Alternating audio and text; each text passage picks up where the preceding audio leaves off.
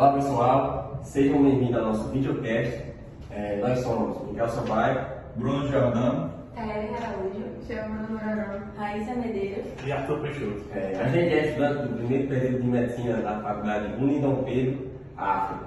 E hoje a gente vai tratar e debater um pouco sobre um tema extremamente importante, que é a presença das mulheres na ciência e por que a representatividade importa. Falando um pouco sobre o contexto histórico da mulher na ciência, é importante falar que a mulher sempre esteve presente na ciência, porém, elas eram invisibilizadas e silenciadas, e até mesmo tinham suas obras atribuídas aos outros homens, que é conhecido como efeito Matilde. Um bom exemplo desse efeito Matilde seria o que acontecia com diversas escritoras.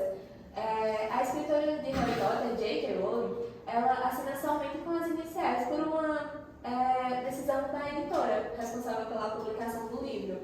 A editora acreditou que não seria tão atrativo para o público em geral um livro de fantasia escrito por uma mulher. Então acabaram optando por deixar apenas as iniciais da autora, deixando seu gênero subentendido para atingir o maior público.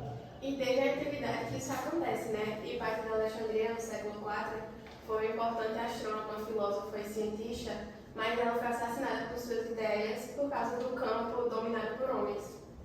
Dentro da medicina, eu acho que é importante a gente falar sobre uma figura que foi muito importante para começar a mudar esse tipo de pensamento e que também foi fundamental para outras médicas, não só para ela, porque ela foi a Elizabeth Becquerel e ela foi a primeira mulher a ter um diploma nos Estados Unidos, a ter um diploma de medicina.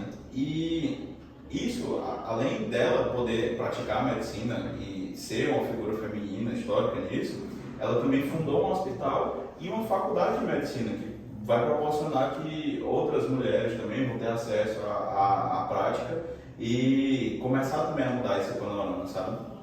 Sim, inclusive é super relevante a gente entrar nesse contexto histórico para entender como a omissão das mulheres, tanto na ciência, mas como em outros campos, está presente em todas as gerações da humanidade. Quando vocês pensam em cientistas famosos, quem que vem à mente? Talvez Marie Curie. Ela foi pioneira nas áreas da química e da física. Ela desenvolveu o conceito de radioatividade, descobriu vários elementos químicos e foi a primeira mulher a ganhar um prêmio Nobel. Além de ela ter sido a primeira mulher a ganhar o prêmio Nobel, ela também, entre homens e mulheres, ela foi a primeira a conseguir ganhar 2 prêmios Nobel. Ou seja, ela conseguiu ganhar um prêmio Nobel de Química e outro de Física, sendo a primeira mulher a conseguir esse prêmio. Isso dentre homens e mulheres, né? No caso, é a primeira pessoa a ganhar. Exatamente, a primeira pessoa. Ela é, sem dúvidas, uma cientista de muita relevância, para a história da ciência no geral.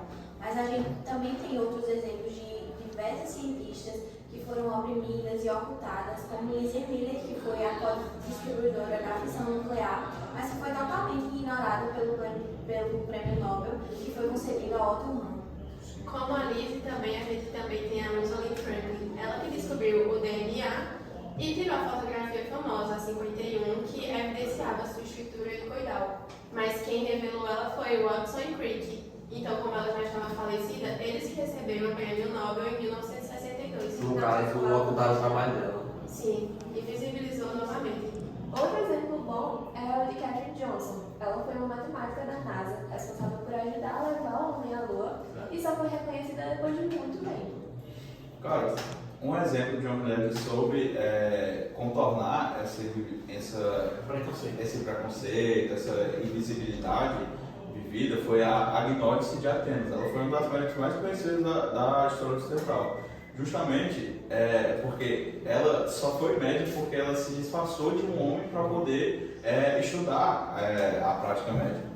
Logo, era tão forte o preconceito que foi necessário. A gente olha para trás assim hoje e vê que isso é um cenário muito absurdo, porque hoje as mulheres têm acesso à faculdade e tudo, e nesse tempo ela precisou se disfarçar para poder estudar, e só por isso ela acabou se tornando uma das mulheres mais relevantes dentro do contexto médico. É interessante essa questão do disfarce, porque não estava presente somente nas universidades, também teve casos de mulheres que se disfarçaram para entrar no exército, por exemplo, porque não era permitido. É como se a mulher ela precisasse se provar o tempo todo que merece estar em uma situação que é para ser direito de todos. Apesar desses vários exemplos dessas mulheres que vocês falaram, hoje em dia também as mulheres são minoria em cargos de liderança em livros acadêmicos, como E também publicam menos artigos do que os homens também. Sim. Verdade. Antigamente eles buscavam justificar essa meio que preconceito com as mulheres, porque tinha a teoria que o cérebro da mulher era inferior ao dos homens. Por isso que meio que era proibido as mulheres estudar e exercer qualquer cargo que não fosse o tradicional da época. Sim, a gente vê que durante a história a gente teve vários exemplos de mulheres incríveis, mas que com o tempo acabaram sendo bem invisibilizadas. Exato. Exato. Desde a Grécia Antiga que isso acontece, né? Os cidadãos eram apenas os homens. Na realidade atual, é importante a gente falar que muito do que foi discutido hoje vem tendo suas mudanças. Por exemplo, em algumas áreas da medicina, como na ginecologia e na pediatria, em muitos países as mulheres já são a maioria nessas áreas. E isso, eu acho que é válido a gente destacar muitas iniciativas para que não facilite, mas para que Dê mais visibilidade, isso, né? para que dê mais condições de que a mulher concorra igualmente com outros homens para posições Tipo igualdade de gênero. de relevância. Aumentar o espaço amostral, né, das mulheres. Exato. Um exemplo disso é o programa da L'Oréal e da Unesco, que é o Women's in Science, que juntamente também com outros programas como a ONU Mulheres, eles proporcionam bolsas, mentorias específicas para mulheres, para que elas possam ter mais, para que possa ter um ampliamento do acesso Mais visibilidade. também. Incentivar. Isso, né? Além disso, É tem um a cota incentivo também, a... né? A cota que colocam nos cargos Pois é, ainda tem isso também. Além disso, é importante também que a gente fale sobre a mudança cultural que vem acontecendo. Porque hoje em dia, graças também a iniciativas como a nossa aqui, é importante que falemos sobre trabalhos que foram já feitos e visibilizados, como a gente tratou, e sobre mulheres que deveriam ter tido mais relevância na época delas. Então, iniciativas como a nossa, seja um videocast ou programas de divulgação em redes sociais e etc., tem mudado muito a perspectiva a respeito dessas mulheres que deveriam ter tido mais relevância dentro do contexto da ciência. Sim, justamente por esses projetos, a gente vê que de fato está tendo uma crescente representatividade e cada vez mais mulheres estão ocupando cargos de liderança, seja em universidades, hospitais, elas estão sim conseguindo agora uma maior representatividade nesse campo. Uma reflexão que a gente pode fazer sobre isso é ver a história da mulher dentro da ciência como muita resistência, né? Elas lutaram muito para estar onde estão hoje. Apesar de que a gente sabe que não existe uma igualdade totalitária, mas já é um cenário muito diferente do que a gente ia ver em gerações anteriores. Acho que um exemplo de um avanço que foi até recente foi que em 2015 a ONU, a Organização das Nações Unidas, ela criou o Dia Internacional da Mulher e da Menina Científica, que é comemorado dia 11 de fevereiro de todos os anos. Isso mostra que a cada ano que passa está sendo bem procurado a importância de mostrar que a mulher também Tem feito. Está presente. está presente. Eu acho que é muito importante, até essa data, mesmo que foi recente, 2015, mostra que a desigualdade a cada ano que passa está sendo diminuída, mostrando que a mulher também pode, obviamente, concorrer e ocupar cargos que na maioria das vezes são ocupados por homens.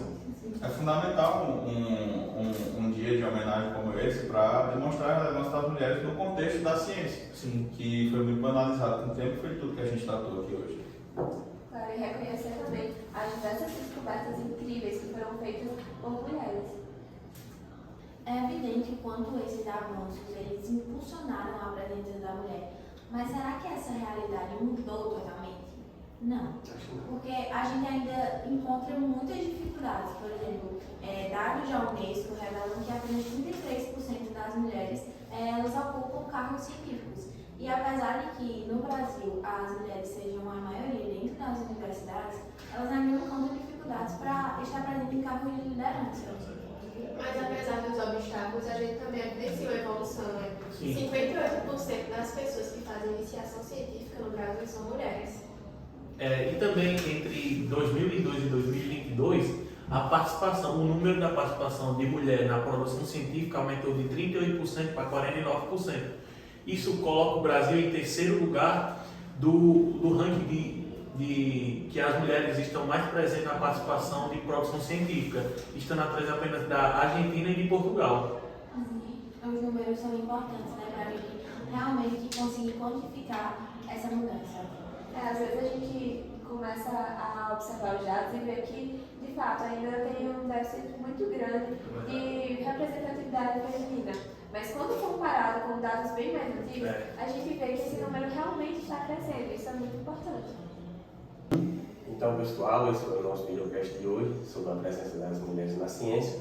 Sabemos que ainda há muita coisa para se conquistar, mas os avanços são reais e a gente precisa celebrar isso. Tchau!